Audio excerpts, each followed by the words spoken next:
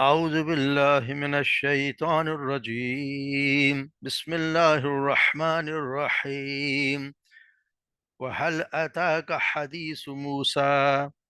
إذ رأى نارا فقال لأهلهم كثوا إني آنست نارا لعلي آتيكم منها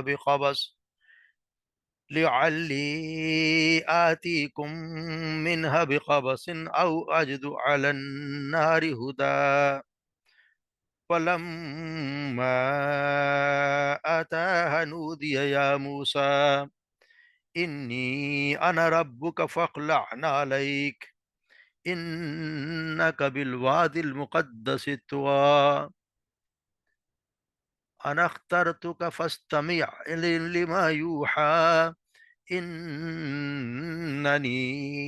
أنا الله لا إله إلا أنا فاعبدني لا إله إلا أنا فاعبدني أقم الصلاة لذكري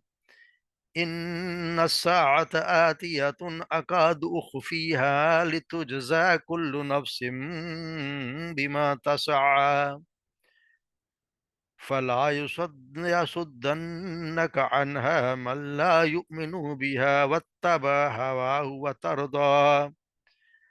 وما تلك بيمينك يا موسى قال هي عصاي أتوكأ عليها وأحش بها على غنمي ولي فيها مآرب أخرى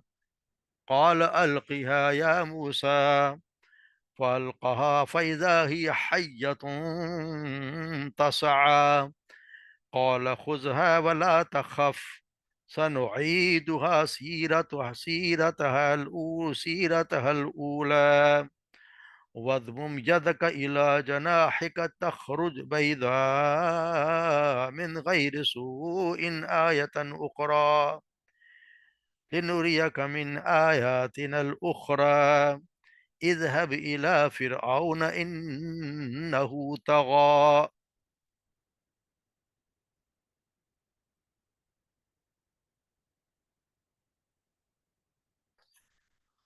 وحل عطا کا حدیث موسیٰ، اور کیا پہنچی کیا عطا کا پہنچی آپ کے پاس حدیث موسیٰ، موسیٰ کی خبر یا موسیٰ کی بات. اذ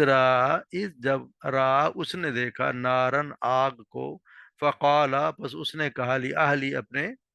بیوی سے، اپنے گھر والے سے، ام کسو انی آنستنا، ام کسو تم ٹھہرو، انی بے شک آنستو میں نے پایا ہے، نارا میں نے یعنی دیکھا اسے ایک آگ کو، لعلی شاید کہ میں آتیکم لے آؤں تمہارے لیے، منہا اس سے، بقابسن کوئی انگارہ، او یا کہ آجدو میں پاؤں، علی النار ہدا آگ کے پاس کوئی ہدایت یا کوئی راستہ میں آگ کوئی رہنمائی وہاں سے مجھے مل جائے. فلما پس جب آتاہا وہ آیا اس کے پاس، نو دیا تو ہم نے آواز دی، یا موسیٰ اے موسیٰ، انی بے شک میں رب کا تمہارا رب ہوں، فخلع اتار دے نعلیک اپنے جوتوں کو، انکا بے شک بے شک تم بالوادی المقدس طوا، تم وادی مقدس یعنی بے شک تم مقدس وادی طوا میں ہو، وَأَنَا اخْتَرْتُكَ اور میں نے اخترتک چن لیا ہے تجھے، وَاسْتَمِعْ پس تو غور سے سن، لما یوحا جو وحی کی جائے، اننی بے شک میں اللہ ہوں، لا الہ نہیں کوئی معبود، الا مگر میں، فاعبدنی پس تو میری ہی عبادت کرنا، واقیم الصلاۃ اور قائم کرنا نماز کو، لذکری میرے ذکر کے لیے، میری یاد کے لیے نماز قائم کر. ان الساعۃ بے شک قیامت، آتیاتن آنے والی ہے، بے شک قیامت آنے والی ہے، اکادو قریب ہے کہ اخفیہا میں خفیہ رکھوں اسے، لتجزا تاکہ میں بدلہ دوں، کل نفس ہر ایک جان کو، کلو ہر نفس ہر ایک جان کو، بما تسعى اس کا، تسعى جو اس نے کمایا جائے، جس کے لیے اس نے صحیح کی، فلا یسدنک پس نہ، یسدنک نہ روک دے تمہیں، عنہا اس سے،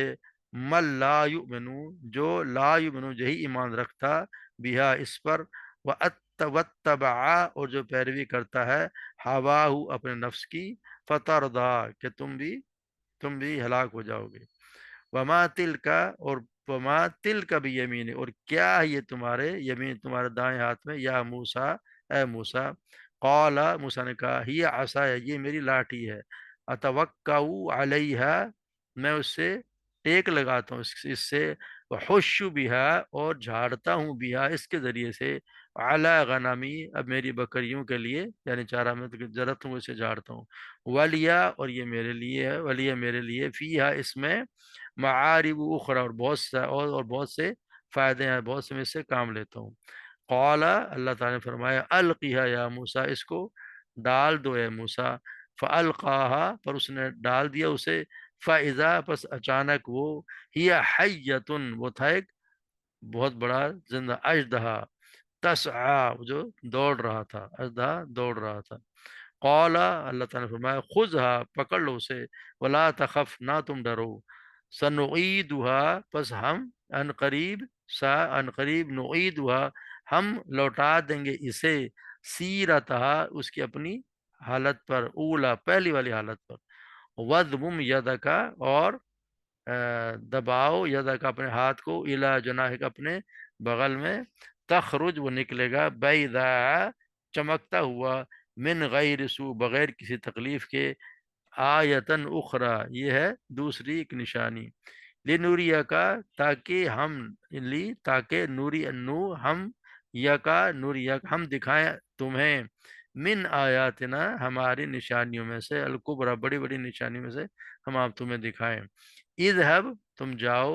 الی فرعون فرعون کی طرف، انہو بے شک وہ، طغا وہ سرکش ہو گیا ہے۔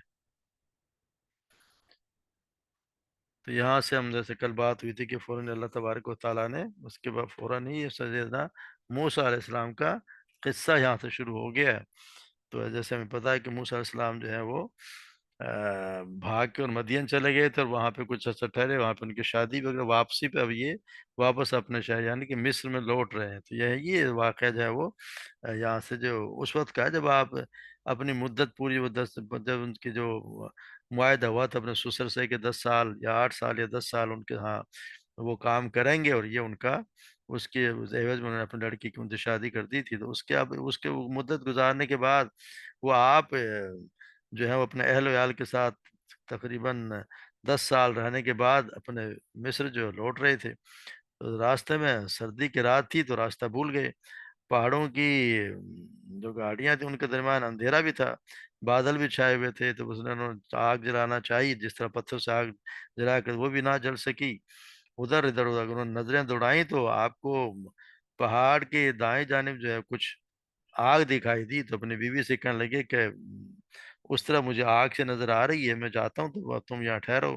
وہاں سے میں کوئی انگارہ لے آؤں تاکہ تم سینک سکو، یا کچھ روشنی ہو جائے گی، یا پھر یہ ممکن ہے کہ وہاں کوئی آدمی مل جائے اور جو مجھے راستے بتا دے، بار صورت راستے کا پتہ یا آگ مل ہی جائے گی، کچھ نہ کچھ ہوگا، تو وہاں سے وہ اس کی طرف چل دیے، وَآتِيكُم مِّنْهَا بِقَبَسٍ أَوْ أَجِدُ عَلَى النَّارِ هُدًى جب وہاں پہنچے، فَلَمَّا أَتَاهَا نُودِيَ يَا موسیٰ جب وہ وہاں پہنچے تو پھر وہاں سے آواز آئی، یعنی کہ جب وہاں پہنچے تو وہاں سے آواز آئی کہ اے موسیٰ، یاتیکم لیلا من، فلما آتا جب وہاں پہنچ، نودیہ یا ہم نے آواز دی، اے موسیٰ، انی بے شک میں، انا رب کا میں تمہارا رب ہوں، فخلع نعلیک اپنی جوتیوں کو اتار دو، یعنی کہ یہاں پہ انہوں نے بتا دیا کہ یہاں سے اپنی جوتیاں اتار دو، کہ یہ وادی مقدس، یعنی یہ یہاں پہ صرف تقدیس کی وجہ سے کہ اللہ تبارک و تعالیٰ کے سامنے اب حاضر ہو رہے ہیں، تو شاید اس لیے کہا گیا، اسی طرح اسی سے شاید یہودیوں کا مسئلہ بن گیا ہے کہ وہ جوتے پہن کے نماز نہیں پڑھتے، اگر اپنے یہاں ایسا نہیں ہے، آپ صلی اللہ علیہ وسلم نے فرمایا ہے کہ یہودیوں کے خلاف عمل کرو، کیونکہ وہ جوتے اور چمڑے کے موزے پہن کر نہیں پڑھتے، اس کا یہ مطلب ہے، یہ قطعی مطلب نہیں ہے کہ جوتے پہن کر نماز پڑھنی چاہیے، مطلب یہ ہے کہ ایسا کرنا جائز ہے، یعنی دونوں طرح آپ جوتے پڑھ کے نماز پڑھ سکتے ہو، نہ پڑھ کے بھی تو پڑھا ہی جاتا ہے۔ تو یہ جو آپ صلی اللہ علیہ وسلم جیسے روایت میں آتا ہے کہ ابو داؤد میں کہ آپ انہوں نے ایک صحابی فرماتے ہیں کہ میں نے عمر بن عاص ابن آپ صلی اللہ علیہ وسلم کو دونوں طرح نماز پڑھتے ہوئے دیکھا ہے، یعنی جوتوں کے سمیت بھی اور جوتوں کے بغیر بھی۔ مقصد یہ ہے کہ اس زمانے میں ہمیں پتہ ہے کہ مسجد نبی میں یا اور جگہوں پہ بھی وہ ہوا کرتے تھے پتھر، اور ویسے بھی بتایا گیا ہے کہ جب انسان کوئی جوتا چلتا ہے جوتا پہن کے تو زمین کی وجہ سے رگڑ کھا کے جوتا اس کا صاف ہو جاتا ہے، مگر آج کل جو ہمارے یہاں مساجد ہیں ان میں یقینی بات ہے کہ قالین بچھے ہوتے ہیں، اور یہ ہوتا ہے جس میں کوشش کرنے جوتا نہ ہی پہن کے جائے تو اچھا ہوتا ہے، مگر یہ کہ جب انسان جیسے اس طرح نماز جنازہ پڑھی جاتی ہے ان کے میدان میں، کھلے میدان میں نماز پڑھا تو وہاں جوتے پہن کے نماز پڑھی جا سکتی ہے، اور یہ عام ہے سعودی عرب میں ہم دیکھتے رہے کہ وہاں پہ جب فوجی آتے ہیں تو وہ تو صرف اپنے پاؤں کو ایسے دوڑ کے ایک دوسرے کو جھاڑتے ہیں اور جوتوں سمیت ہی مسجد میں نماز پڑھنے لگ جاتے ہیں، تو اس میں اجازت دی ہے۔ بہرحال یہاں پہ اللہ کی تقدیس کے لیے تو یہ تعظیم کرانے مقصود ہے، اس لیے یہاں کہہ دیا گیا کہ یہ جوتے اتار دو کیونکہ یہ بابر کی جگہ ہے، تو اس لیے یہاں پر، اور یہ جو طوا جو ہے وہ وادی کا نام تھا، یہ وادی ہے وہاں پہ، ان قبل وادی تم وادی مقدس طوا میں ہو اور میں نے تمہیں چن لیا ہے، پر تو جو تمہیں کہا جائے فستمی، استماع ہوتا ہے غور سے سننے کو، غور سے سنو، لما یوہا، جو آپ کی طرف وحی کی جا رہی ہے اس کو آپ غور سے سنیں، جو آپ کو وحی کی جا رہی ہے اس کے لیے آپ نے غور سے سنیں۔ اننی انا اللہ، بے شک میں ہی، اننی بے شک میں، پھر انا اور میں، اللہ میں اللہ ہوں، لا الہ الا نہیں کوئی معبود سوائے انا میرے علاوہ کوئی معبود نہیں، فاعبدنی بس میری ہی عبادت کرنا، یعنی تم نے میری ہی عبادت کرنی ہے، اور وہ بھیا عقیم الصلاۃ، اور پھر نماز قائم کرو لذکری، میری یاد کے لیے، یعنی میری یاد کے لیے نماز کو قائم کریں۔ تو یہاں یہ بتایا جا رہا ہے کہ ان کو سب سے پہلے کہا کہ یہ ہر نبی کا یہ یہاں پہ سب سے پہلے ان کو یہ بتایا گیا ہے کہ میں نے تمہیں چن لیا ہے، برگزیدہ بنا لیا ہے اپنی رسالت کے لیے، اور اب جو ہے اب میری وحی کو تم کان لگا کر دھیان سے سنو، اور سب سے پہلی بات یہ کہ میں ہی معبود ہوں اور کوئی نہیں، یہ پہلا فریضہ جس سے میری ہی عبادت کے لیے آپ نے میری عبادت کرنی ہے، کسی اور کی بات نہ کرنا، اور پھر میری یاد کے لیے نماز قائم کرنا، میری یاد کا یہ بہترین اور افضل ترین طریقہ یہ ہے، یہ مطلب یہ ہے کہ جب بھی میں یاد آؤں تو نماز پڑھو، جس طرح نا کہ حدیث میں آتا ہے کہ تم میں سے اگر کسی کو نیند آ جائے یا غفلت ہو جائے تو جب یاد آ جائے تو نماز پڑھ لے، کیونکہ فرمان الہی ہے کہ جب میری یاد کا وقت ہو تو نماز قائم کرو۔ اسی طرح اسی سے مسئلہ نکلا کہ جب انسان جو ہے وہ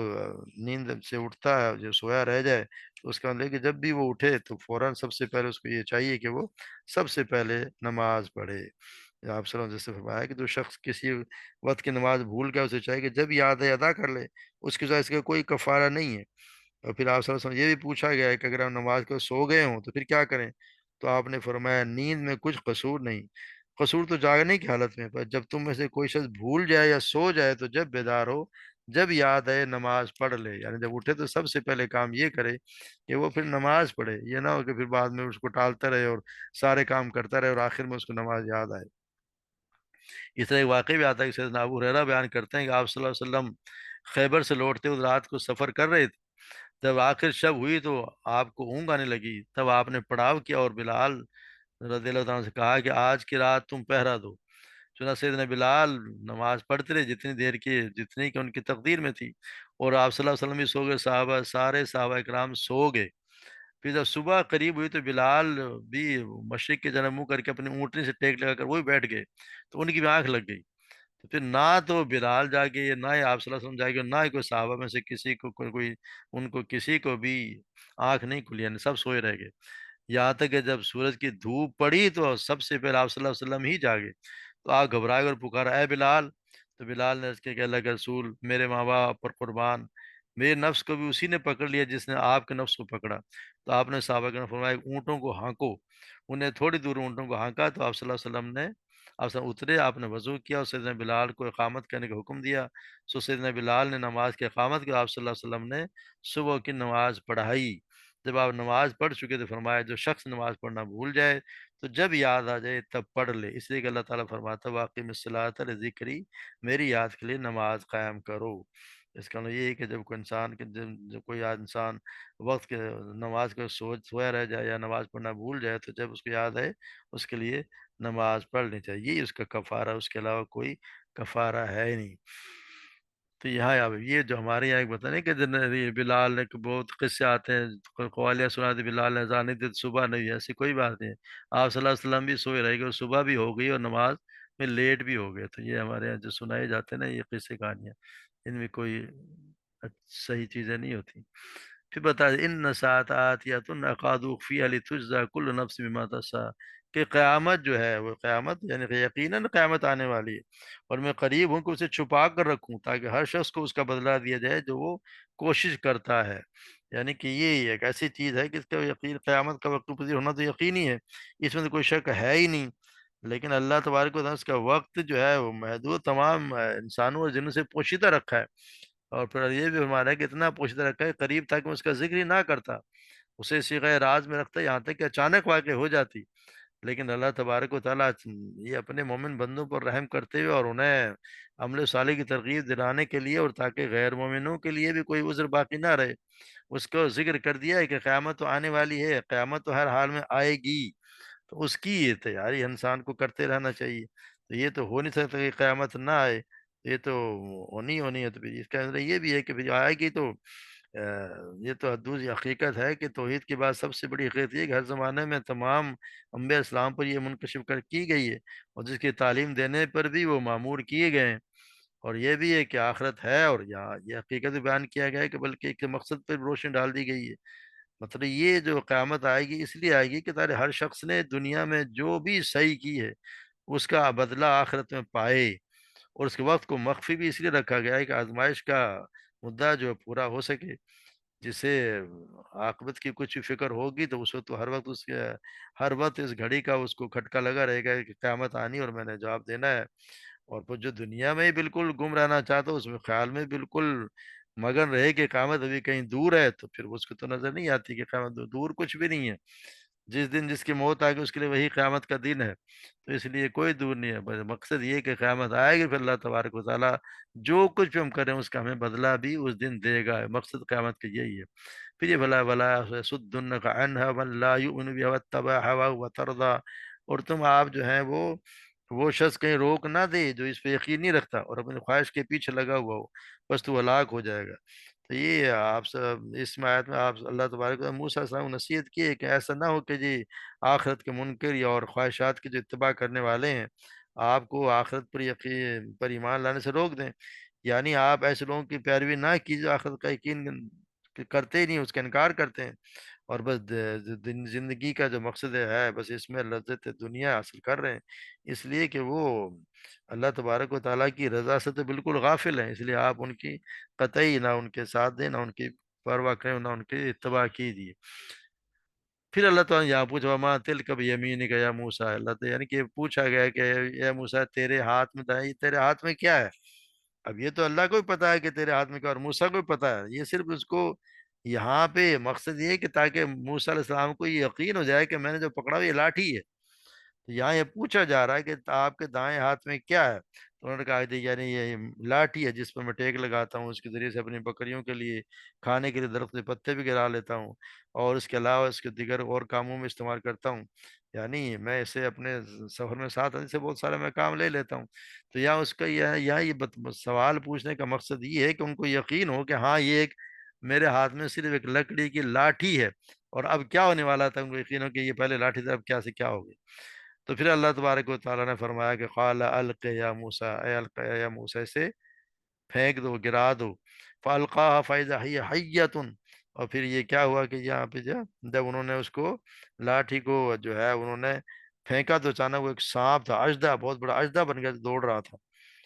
تو جب دیکھا ایک دم سے جو لاٹھی تھی وہ بہت بڑا اژدہا بن گیا، اور پھر انہوں نے کہا کہ اللہ تبارک و تعالیٰ موسیٰ علیہ السلام تو یقین ہے یہاں تو نہیں، لیکن اب دوسرے جگہ ہے کہ موسیٰ علیہ السلام تو ڈر کے اور بھاگ لیے کہ اتنا یہ اژدہا کہاں سے بن گیا، جیسے ہی ان کی نظر ادھر سے ادھر ہوئی تو وہ انہوں نے دیکھا کہ وہ تو اژدہا بن گیا۔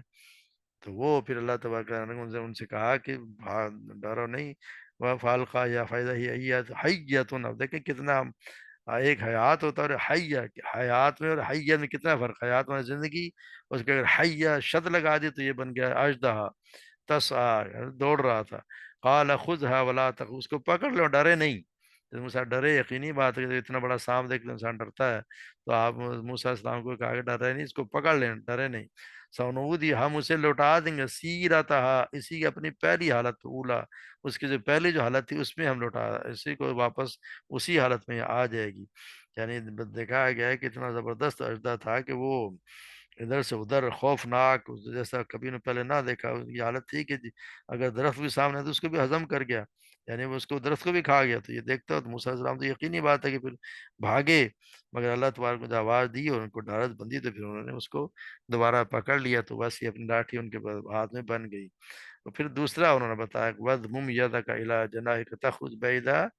اور پھر جو ہے اپنے ہاتھ کو اپنے بغل میں تم لے کے جاؤ، اور یہ چمکتا ہوا یہاں سے نکلے گا، غیر سوئی، کسی بغیر کسی تکلیف کے، آیت، یہ تمہارے لیے دوسری ایک نشانی ہے، یعنی اللہ تبارک و تعالیٰ فرمایا دوسری نشانی تمہارے لیے یہ ہے کہ اپنے جو ہے وہ ہاتھ کو اپنے بغل میں دباؤ، اور وہاں سے جو نکلے گا تو وہاں سے وہ چاند کی طرح چمکتا نکلے گا، روشن بن کے نکلے گا، یہ ایسا نہیں ہے کہ کوئی جیسے کہہ دیتے ہیں برس کی کوئی سفیدی تھی یا کوئی بیماری ہے، کوئی عیب ہو، اسی طرح سے موسیٰ علیہ السلام نے جو ہاتھ ڈال کر نکالا تو وہ بالکل روشن ہوگا چراغ کی طرح،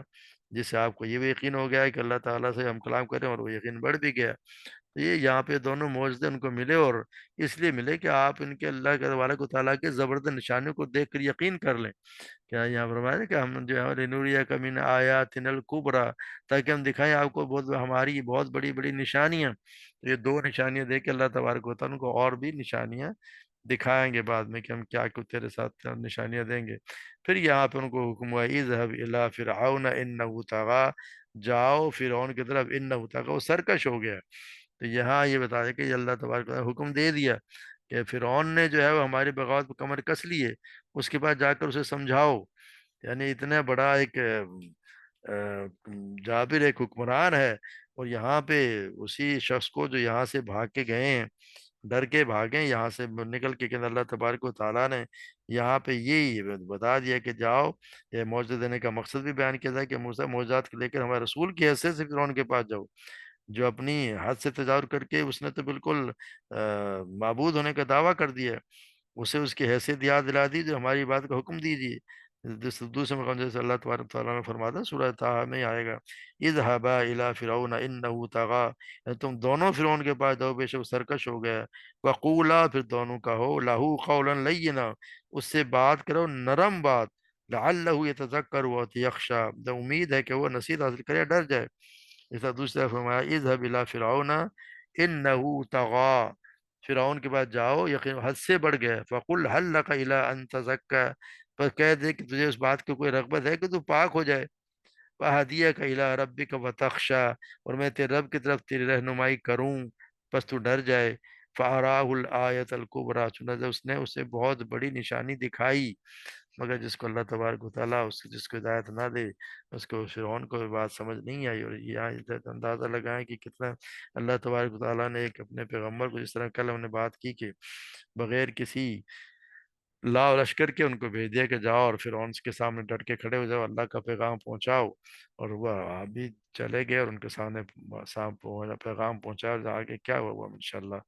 اگلی آیات میں پڑھیں گے، اللہ تبارک و تعالی ہمیں صحیح سمجھ اور ہمیں بھی صحیح توحید پہ چلنے کی، اس پہ ڈٹے رہنے کی استقامت بخشے، وما علینا الا البلاغ۔